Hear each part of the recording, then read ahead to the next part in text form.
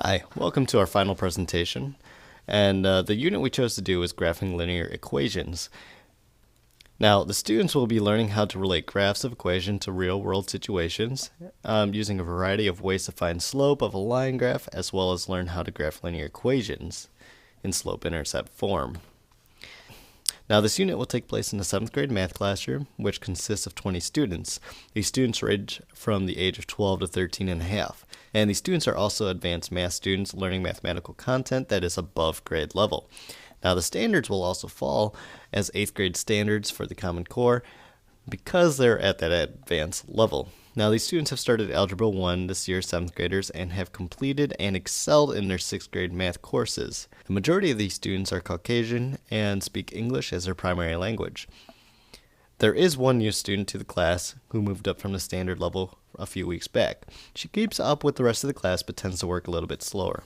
There's also one student with an IEP who requires preferential seating as well as extended time on assessments as needed. In general, though, these students are extremely motivated, hardworking, and social, and they do well enjoy learning and prefer to work in groups or partners. The majority of these students are also visual or kinesthetic learners. They need to be able to see visual representations as well as become involved in the lesson through the use of activity or discussion in order for learning to be most effective. Now, the objectives follow the Common Core standards for math. The students will basically be able to make sense of problems and persevere in solving them, reason abstractly and quantitatively, model with mathematics, attend to precision, look for and make use of structure, and express regularity in repeated reasoning. This classroom contains 25 desks, one round table, and one rectangular table for student use. The desks are arranged in a U shape, which allows students to be able to see the front of the room when the teacher is instructing, as well as promote class discussion by having the desks facing inwards towards each other. This also allows for easy grouping since most of the students have peers located on both sides of them, as well as either in front or behind them. Also, students can easily move and get into different groups by simply turning their desks or two around as needed. The classroom is equipped with a projector, document camera, hooked up to a laptop, as well as a smartboard that is surrounded by whiteboards on both sides. There is also an additional whiteboard on the wall that can be used by students to practice problems. It also displays the weekly calendar for each class. The classroom walls contain mathematical posters relative to the content being taught this trimester, along with motivational quotes and sayings. They also include student work from previous graphing units, and the back of the classroom contains cabinets and tabletops that house resources for the classroom, from art supplies to mathematical texts, all available for student use. The classroom is extremely well organized, everything is labeled and placed in its designated area, and there is no clutter. Now, there were three main strategies that we looked at, and given the learning objectives, we believe that gagging these 9 events of instruction would be the most appropriate. His approach is appropriate in that it emphasizes presenting the knowledge or demonstrating the skill and providing practice with feedback, providing learner guidance. We also believe that Gardner's theories play a part in student learning, as students will be able to create graphs and drawings and basically work both visually and kinesthetically. There are also a wide variety of multimedia sources that will be used throughout the lesson to enhance student learning. We also found Madeline Hunter's ITIP model very helpful.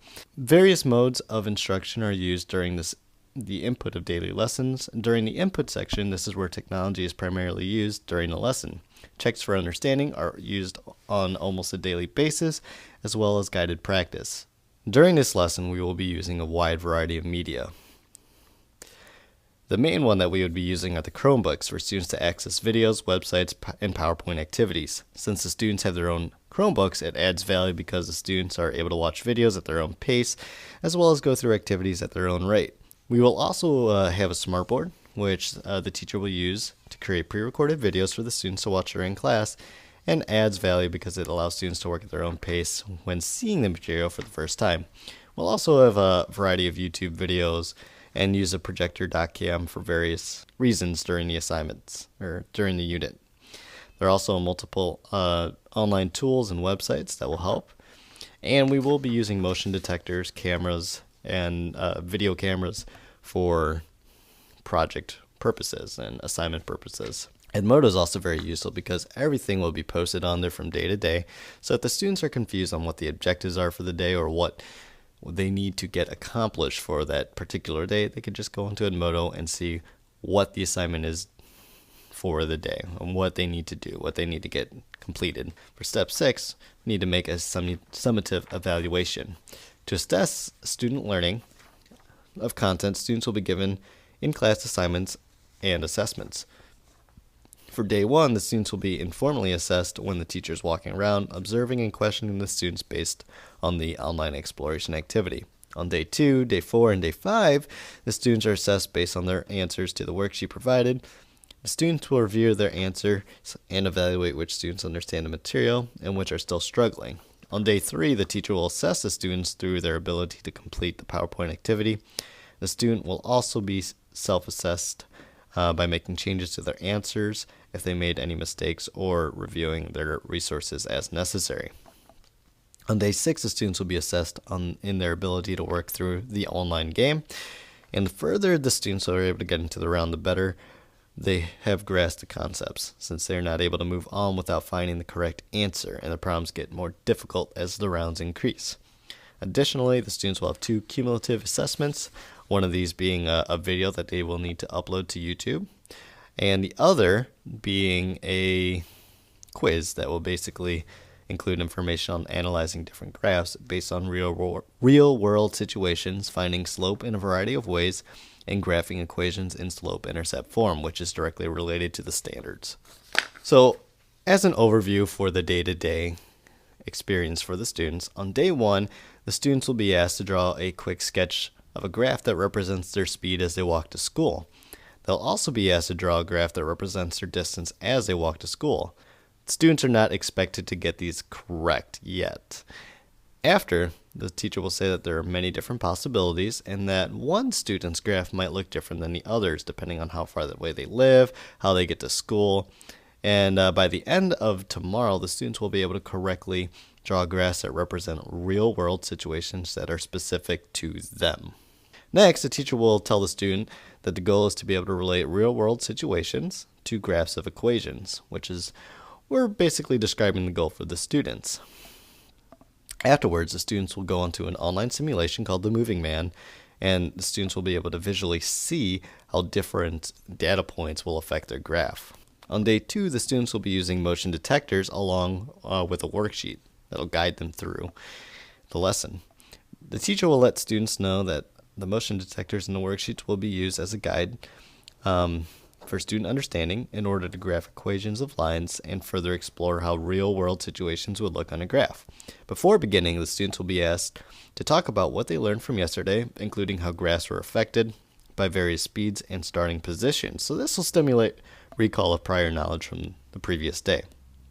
After, students will be given the motion detector worksheet and paired up into groups of 2 to 3. During the class, they'll be able to work on their own pace with their worksheet, using their peers and worksheet to guide their understanding of graphing using motion detectors, which will provide guidance for learning.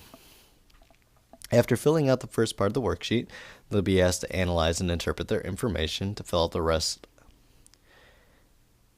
As students are working, the teacher will circulate around the room, helping to clear up any misconceptions within each group, which will provide informative feedback. At the end of class, the students and teacher will discuss the important topics learned from the day. On day 3, the students will be taking their understanding of graphs even further by looking at graphing on the coordinate grid. The students will be presented with a video or song from YouTube that presents graphing linear equations in a fun but informative way. Students will also be able to access this video at a later time. The students are going to be told that they will need to create a video just like this at the end of the unit. After they have finished watching the video and taking notes, the students will go through a PowerPoint activity that has them identify different parts of a graph. This will assess their understanding of the material that was presented by giving them feedback if they make the incorrect choice, as well as identifying when they were correct. On day 4, the students will be taking their understanding of graphs even further by determining the slope of an equation. The teacher will begin by discussing the objectives for the day. After that, the students will take part in a class discussion about what prior skills they might have in order to find the slope. Students should mention information from day 1 and 2, specifically how an increase in speed will make a graph steeper or steep slope. This will stimulate prior knowledge and hopefully recall the information that was given in the previous days. After they have finished watching the video and taking notes, the students will go through a series of leveled worksheets that have them practice the various ways to find slope of a line. On day 5, the teacher will begin discussing the objectives for the day. They'll be written on the board for the students to see as well. Students will also begin with a warm-up by having the students correctly apply the slope formula given 2 points, as well as to identify the slope of a line given graphs of equations. After that, the students will use the document camera and projector to teach each other about graphing lines in slope-intersect form, focusing on the correct use of vocabulary discussed in day 3. Next, the students will be working in groups of 4 to practice plotting lines in y-intercept form. They'll be given graph paper, rulers, and equations of lines and asked to plot them. Once the students have finished, they will compare graphs with each other and their groups, as well as connect with the teacher to ensure understanding. On day 6, the students will have more time to practice the material that was taught and discussed from day 5. The students will use their Chromebooks to access the following websites, which is basically algebra versus cockroaches. As the students solve these problems, they will continue to different rounds. The problems will continue to get harder and harder. The game provides hints, and the teacher will be walking around assisting students and checking in with them throughout the period. On day 7, the students will use video recorders to create a video. That will include information such as analyzing different graphs based on real-world situations, finding slope in a variety of ways, and graphing equations in slope-intersect form. The students will work in groups of 2 to 4 and can be as creative as possible. They will also take the information. The videos can be based on a song, skit, must include important information learned from the unit. Video may be produced through WeVideo, which will allow students to upload and share their project. On day 8, the students will be taking a quiz assessment on analyzing different graphs based on real-world situation, finding slope in a variety of ways, and graphing equations in slope-intersect form. After the student finishes the quiz, they will take a brief survey, providing the teacher with valuable information from the success of the unit on a Google Doc.